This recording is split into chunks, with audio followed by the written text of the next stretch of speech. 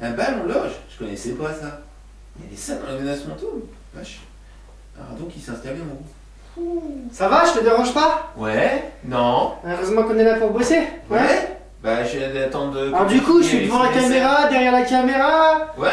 Je suis le seul qui fait des vues. Ouais? Je fais tout seul, toi t'es là, tu Ouais. t'assois, tu bouquines. Ouais? Bah attends, et oh?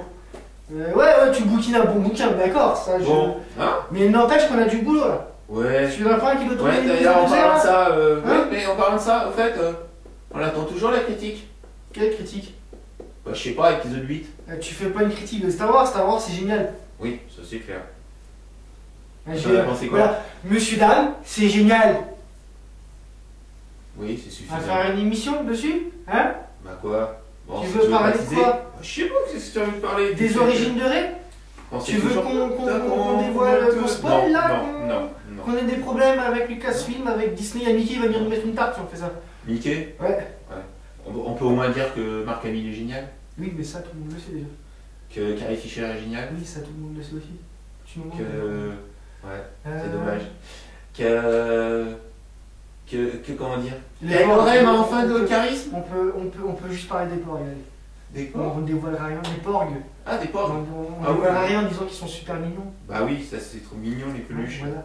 Non, c'est un film qui a connu des critiques positives ou négatives. C'est un peu tout Ah rien oui, en fait sur ce film. ça... T'en as beaucoup qui adorent, beaucoup qui n'ont pas du tout aimé. Hmm. Et en fait, bah, ceux qui n'ont pas aimé, tant pis pour eux, parce que c'est qu'ils ont rien compris. Non, le film est génial, il faut aller le voir, le revoir, le re-revoir. Et puis une fois que vous aurez vu 10 ou 15 fois Star Wars, vous irez voir le ciné-scène sur les sorties du mois de janvier pour aller voir autre chose, tu vois. Non mais on peut au moins dire... Puis après, comme moi je bosse, il y a une spéciale qui va arriver aussi. Oui, Hein. mais on peut au moins dire une chose sur ce film, c'est que ça ouvre sur le futur. Parce que c'est quand même... Ouais, en même temps, il y avait des vaisseaux spatiaux, tu vois, donc c'est un peu futuriste déjà à la base. Non mais sur la saga. Ça l'ouvre sur l'avenir. Oui, ouais. Disons qu'on est pressé de voir le prochain volet Voilà. et qu'on se demande où ça va aller. Parce qu'il y a beaucoup de portes qui se ferment, beaucoup de portes qui s'ouvrent. Ça va faire des courants d'air, Oui. d'ailleurs, comme dans ton crâne. Moi j'ai encore des cheveux. Bon alors, On y va. On le fait la news des 2 airs. Oui, on y va, Allez, go. Allez, go. Allez, Bon, allez. les go Star Wars. À bientôt. Ah. Star Wars.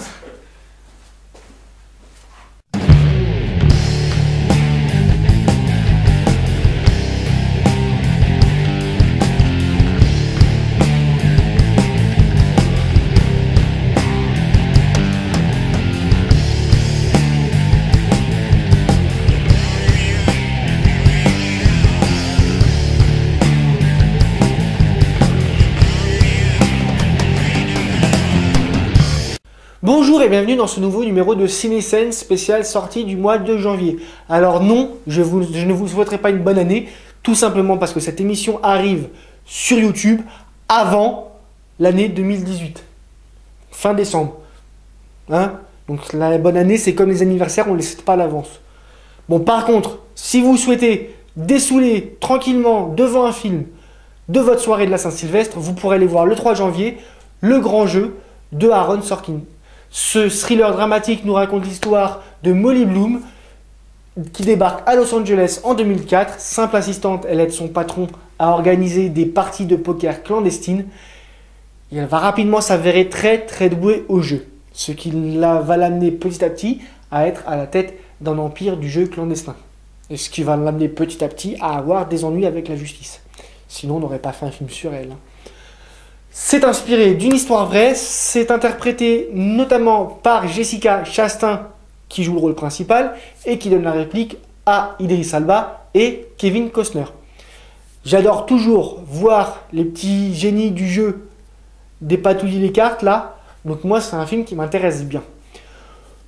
Si vous préférez attendre un petit peu avant le cinéma, de peur d'avoir encore un peu la migraine à cause de tout l'alcool ingurgité le soir du 31 décembre, vous pourrez attendre le 10 janvier pour aller voir le nouveau film d'Alexander Payne. Ça s'appelle Downsizing. Le downsizing est un procédé visant à réduire les hommes à la taille de 12 cm. Je ne ferai pas de mauvaise vanne. Non, je ne ferai pas de mauvaise vanne. Je ne ferai pas de mauvaise vanne. À l'origine, le processus vise à lutter contre la surpopulation, sauf que certains petits malins vont s'en servir pour lutter contre leur pauvreté et donc augmenter un petit peu leur niveau de vie. Les premières critiques sur le film sont dithyrambiques, on en parle déjà comme le premier grand film de 2018. C'est quand même un peu tôt, hein, sachant qu'on y sera depuis 10 jours en 2018. Hein, ça paraît un peu tôt pour se lancer dans de telles accusations. Au casting, on retrouvera Matt Damon, Kristen Wiig ou encore Christoph Waltz. Mais en attendant, moi ce petit pitch là un peu original, il me plaît plutôt pas mal, donc je serais curieux d'aller voir ça. On va maintenant sauter quelques jours parce que les semaines suivantes, il n'y a pas grand chose qui sort d'intéressant, en tout cas à mes yeux. Et on va directement passer au 24 janvier avec la sortie de The Greatest Showman de Michael Gracey. Ce film est un biopic sur P.T. Barnum, un petit bonhomme qui est parti de rien pour créer un show phénoménal et qui va marquer le showbiz en général.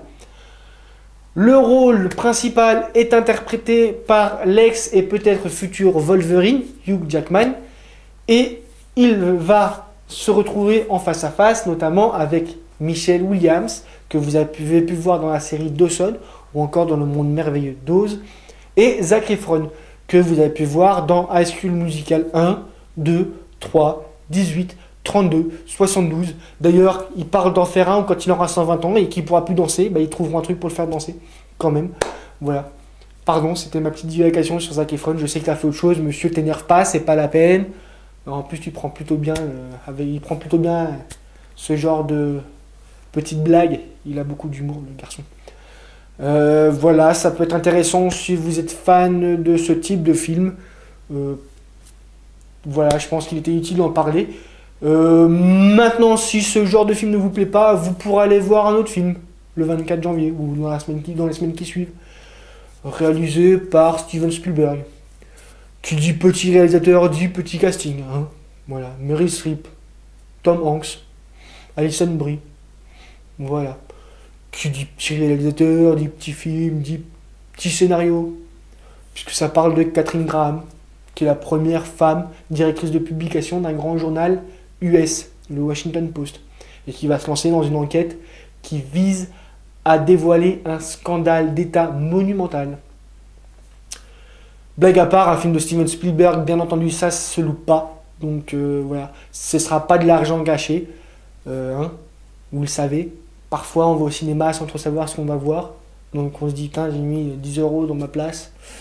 Dommage, j'aurais peut-être pas dû. Bah là, c'est Steven Spielberg, donc vous savez que vous n'irez pas pour rien au cinéma. Quoi hein. Ah oui, le film s'appelle Pentagon Papers. Ce qui paraît, il fallait que je le dise quand même. Vous l'avez pas vu sur l'affiche qui apparaît là quelque part. Peut-être même d'ailleurs à ma place. Ce serait pas plus mal d'ailleurs. Voilà, je divague parce que j'ai plus rien à vous dire pour ce mois-ci. À part peut-être le petit teasing pour le mois prochain. Vous savez, l'émission qui va arriver fin janvier pour les sorties du mois de février. On va beaucoup parler de suite d'ailleurs. 2 pour être précise. On ira voir les différentes tonalités de gris qu'on peut trouver. Si vous voyez où je veux en venir. Puis après on ira faire un tour dans le labyrinthe.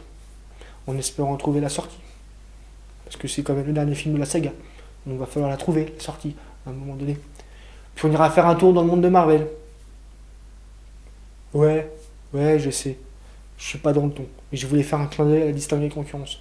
Pour une fois que je suis gentil avec eux, que je leur fais de la pub positive. Hein, positive d'ailleurs, la pub. Voilà, bref.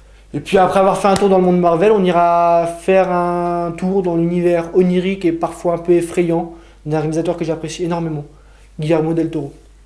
Oui, j'ai passé plus de temps à vous faire le teasing qu'à vous parler des sorties du mois. Mais je m'en fous, je fais ce que je veux. Hein, voilà. Bon allez, sur ces bonnes paroles, au mois prochain pour de nouvelles aventures. Et d'ici là, que la force soit avec vous.